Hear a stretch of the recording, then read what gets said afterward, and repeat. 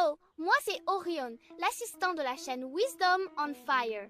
Aujourd'hui, nous poursuivons avec l'épisode 3 de Matteo, le soulèvement silencieux. C'est parti pour une déchéance spectaculaire. Alors, suivez-nous pour connaître la fin. Et surtout, n'oubliez pas de liker et de vous abonner. Bonne journée à tous.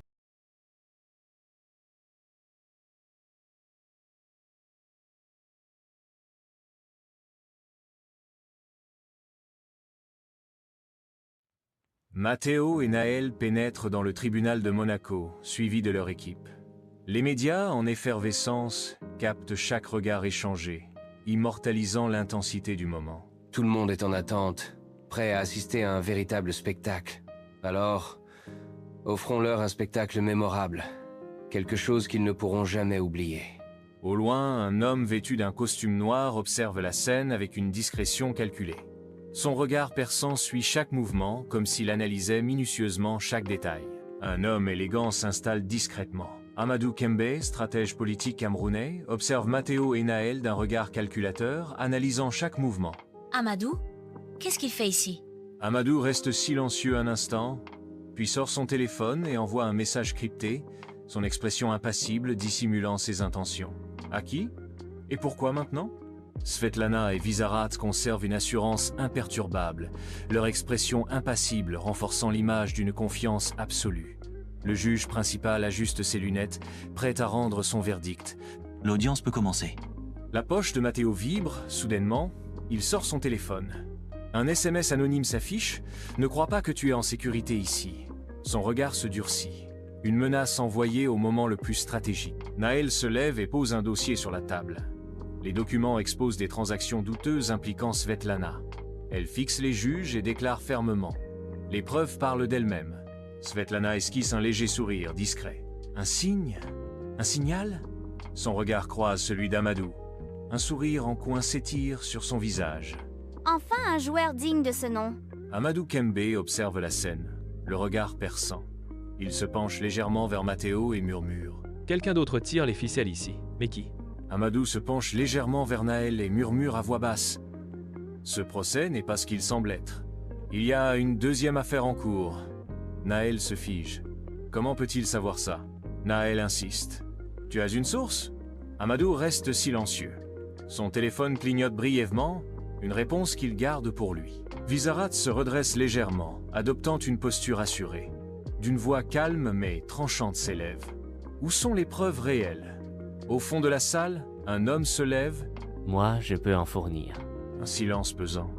Les journalistes chuchotent, captant l'instant. Qui est cet homme? Un média international publie une fuite inattendue, une nouvelle preuve impliquant non seulement Svetlana, mais aussi une figure politique européenne. Les mâchoires se crispent. Cet élément n'aurait pas dû apparaître si tôt.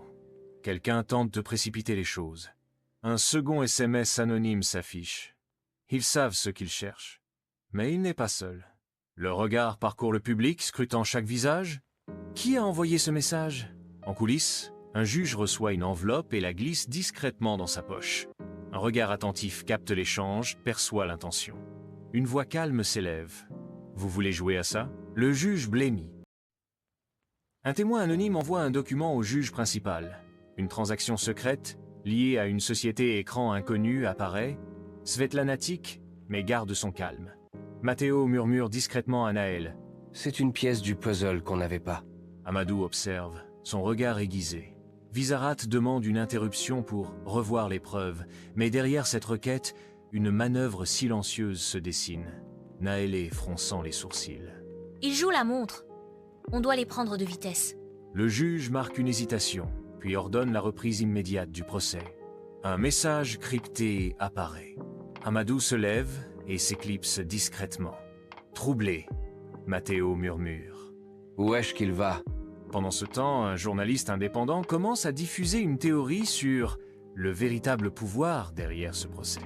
Un média proche de Svetlana publie une histoire qui met en doute l'intégrité de Naël. Elle sait que c'est une attaque calculée. Ils essaient de me faire tomber publiquement. J'espère qu'ils sont prêts pour ma riposte. Matteo met son plan en action, une contre-stratégie médiatique pour renverser cette tentative. Il découvre une preuve qui pourrait tout renverser. Il sait qu'une révélation prématurée pourrait compromettre le procès. Amadou, de retour, murmurant à Matteo, La prochaine étape est plus risquée que ce que tu imagines. un ancien collaborateur de Svetlana sollicite une réunion privée avec Matteo et Naël. Il détient des informations, mais réclame une protection en contrepartie. Si je parle, elle essaiera de me faire disparaître. Elle manipule les médias pour inverser le récit du procès. Une interview exclusive la dépeint en victime plutôt qu'en coupable. Matteo, de son côté, riposte. Ils commencent à préparer une sortie stratégique. Ça veut dire que la fin approche. Un homme inconnu envoie une série de documents anonymes au juge. Ces preuves sont encore plus accablantes et concernent aussi une autre organisation influente. Amadou, surpris, replique. Qui veut les voir tomber si violemment? En coulisses, un échange tendu. L'affirmation d'une fin rencontre un sourire calme. Le procès n'est qu'une étape, pas une conclusion. Son regard le déstabilise profondément.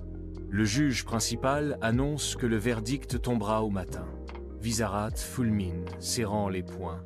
L'impatience et la colère crépitent dans l'air. Vous voulez nous écraser sans nous laisser nous défendre correctement? L'issue se dessine. Naël reçoit anonymement une preuve cruciale. Une transaction dissimulée et un dossier secret du gouvernement. Le procès entre dans sa phase finale. Une preuve inattendue bouleverse les faits établis. Dans l'ombre, une tentative de manipulation se dessine. Naël, attentive, réagit. On croyait avoir tout sous contrôle.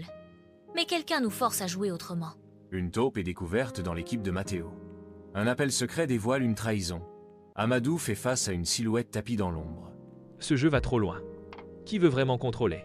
Des forces extérieures exercent une pression sur le juge principal.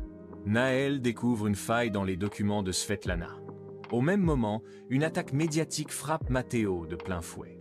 Ils veulent nous pousser à la faute, mais ce sera eux qui tomberont. Svetlana sait que l'échéance est inévitable. Pendant ce temps, Visarat joue sa dernière carte pour semer le chaos. La vérité ne suffit pas toujours à gagner. Parfois, c'est la manière dont elle est révélée qui fait toute la différence. Le verdict est imminent. Matteo fait face à une figure tapie dans l'ombre. Un choix décisif s'impose. Ce n'est pas seulement un procès, c'est une guerre silencieuse. Le juge prononce le verdict final. Svetlana et Visarat s'effondrent. Une présence inconnue trouble l'instant. À voix basse, Amadou réagit. Ce n'est pas terminé. Ça ne peut pas être aussi simple. Alors que tout semblait clos, un dossier classé refait surface. Une présence insoupçonnée agissait depuis le début. Naëlev a murmuré. J'ai fait une erreur. Il y a quelque chose qu'on n'a pas vu venir. Le procès s'achève, mais un nouveau combat s'engage. Une évasion se prépare. Amadou met au jour un lien troublant avec une organisation secrète. Il dira « Ils ne veulent pas simplement survivre. Ils veulent reconstruire leur empire. » Matteo et Naël découvrent la vérité ultime. Tout était orchestré par quelqu'un de plus puissant que Svetlana elle-même. Mais ils savent que révéler cette vérité les met en danger. Révéler la vérité signifie devenir les prochaines cibles. Un choix s'impose. Dévoiler ce qu'ils savent ou disparaître dans l'ombre. Une alliance inattendue pourrait leur offrir un sursis. Pourtant, Svetlana, malgré sa chute, n'a peut-être pas encore joué sa dernière carte. La véritable bataille ne fait que commencer.